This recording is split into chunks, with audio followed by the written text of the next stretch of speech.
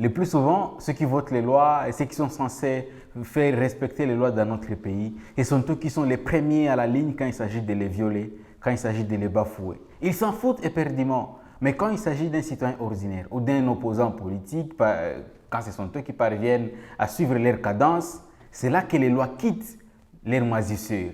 Et quand les citoyens debout, comme les militants de la lucha et d'autres mouvements citoyens, disent la vérité, et là, on interprète la loi, même ce qui n'est pas dit dans la loi devient ce qui est dit, malheureusement. Et ce sont eux qui deviennent les ipso facto, ils prennent la grande partie de leur champ, de leurs viseurs, surtout des viseurs de l'injustice politiquement motivée.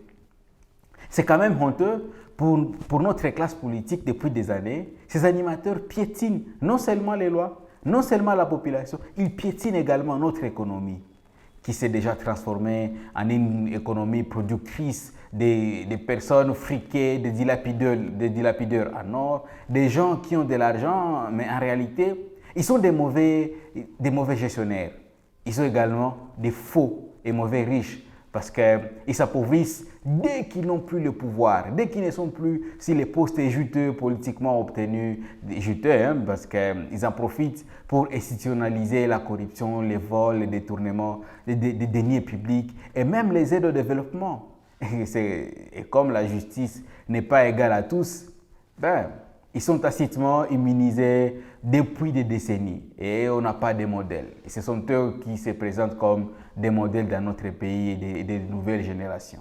Le principal canal pour nous en sortir, nous en tant que citoyens lambda, nous qui sommes peut-être des gestionnaires de demain, le principal canal que nous avons pour que nous puissions nous en sortir, c'est que le gouvernement considère, comme les bas peuples. Notre principale possibilité, c'est de ne pas nous conformer à leurs habitudes, de ne pas les imiter, de ne pas les prendre comme des modèles, bien que cela est devenu un système très solide qui n'épargne plus personne, notamment l'habitude de vouloir prendre l'argent du pouvoir public comme son propre argent, bien que il n'y a vraiment pas une personne qui soit épargnée. Je prends l'exemple même des entrepreneurs, des gens qui font les business, qui dédouanent leur business.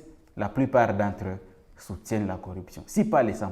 Et les détournements, la corruption, les violations de la loi et tout ce qu'on peut avoir comme valeur, comme éthique, comme principe, ces choses ne sont plus rien devant les trafics d'influence, devant la médiocrité qui constitue la vraie description des gouvernants et même les forces de l'ordre.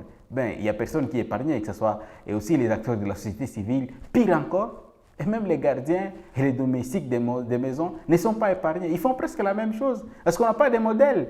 Quand on a une personne au sommet de l'État qui vole, que va faire une personne qui est au bas de l'échelle? Il va que l'imiter. Et nous avons une véritable crise de modèles vivant dans notre pays. Ils sont très moins nombreux.